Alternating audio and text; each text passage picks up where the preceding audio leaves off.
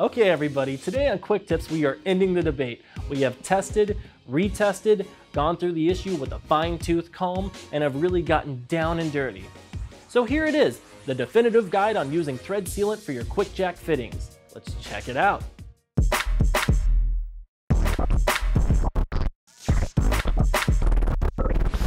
Thank you all for joining us today and for your patience. I'm Ryan with QuickJack, and today we're going to be talking liquid thread sealant. We know that a few of you have had some difficulties with thread sealant and want to get you all squared away.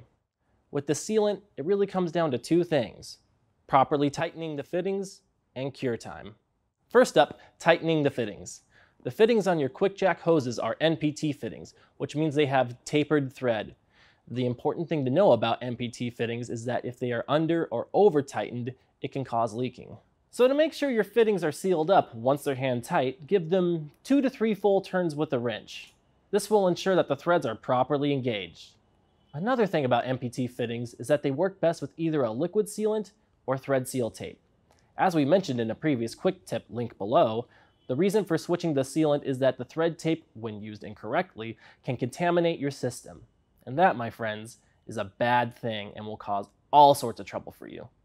That said, the sealant can be a bit tricky as the total cure time does depend on a few things, including temperature and humidity. And we could have a long conversation about the particulars, but the bottom line is this: you need to let the tightened fittings cure with the sealant for 24 hours. I know it's a long time to wait, but trust us, it's better than leaky fittings. Of course, if patience is just not your thing, you can always use thread seal tape available just about anywhere, and you'll be up and running in no time. Just remember to apply it carefully so you don't have any issues. Can't stress that enough, guys. For more on the proper use of thread seal tape, check out that video linked below. And that's it for today.